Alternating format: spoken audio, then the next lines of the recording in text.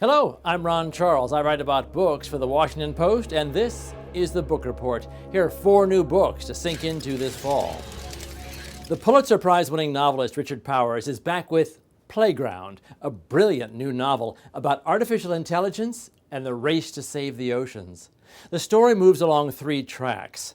There's a computer genius looking back at his life, an oceanographer recounting her love for sea creatures, and a small group of people on a teeny island in the South Pacific who've been offered a fortune by a shadowy group of tech billionaires.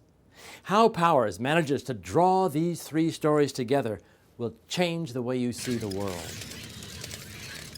Creation Lake by Rachel Kushner looks like a spy thriller, but it's even trickier than that.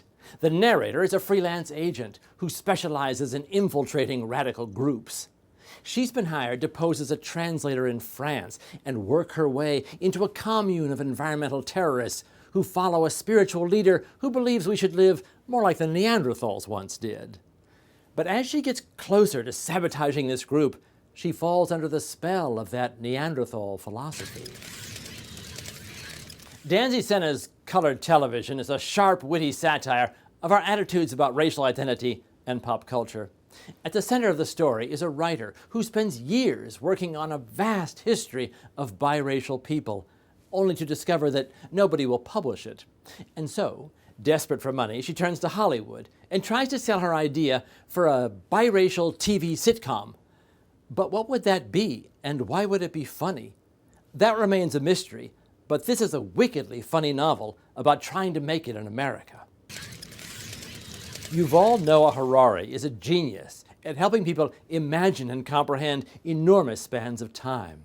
A decade ago, he published a bestseller called Sapiens, A Brief History of Humankind.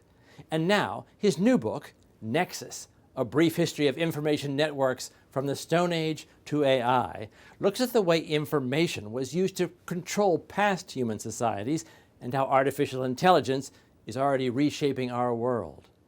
Silicon chips, he writes, can create spies that never sleep, financiers that never forget, despots that never die. How will this change society, economics, politics? Well, that's it for the Book Report.